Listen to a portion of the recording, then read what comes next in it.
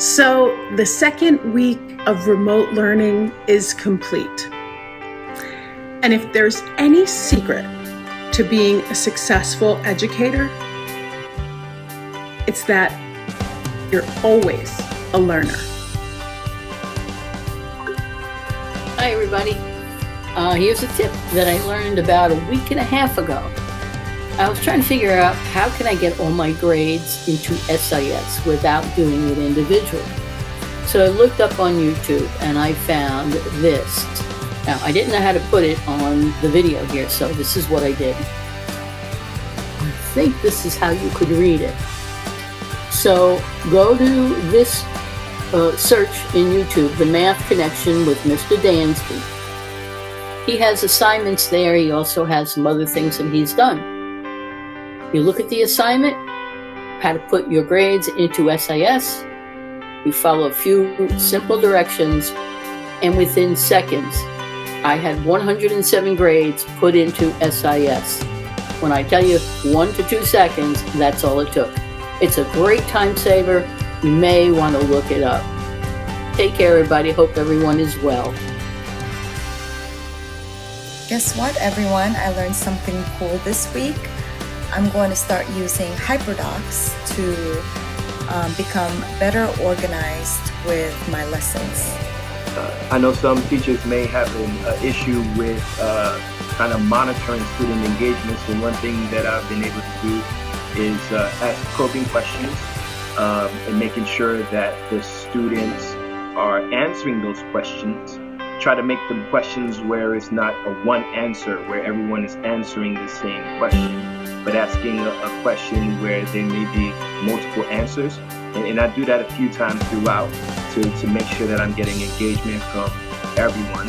Also, I might include an activity, a classroom activity during our time that'll take a minute or two to complete to also keep them engaged and to make sure that the sleepers, I can spot them really easily.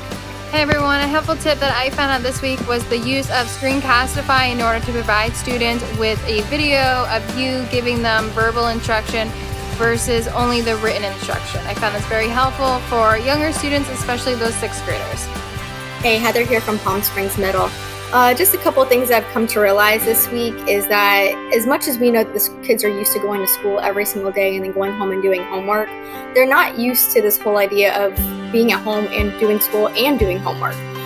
So I did a Google Forms this week, and through that Google Forms, I got some pretty insightful feedback from my students, feelings of being extremely overwhelmed, not necessarily from my class, but school in general. So I've come to realize that asking them for their feedback and then not be afraid to adjust according to what their response is going to be crucial in the days and the weeks going forward. An oops I did this week is I forgot to assign my bell ringer to all 5 classes. So I'll be careful doing that.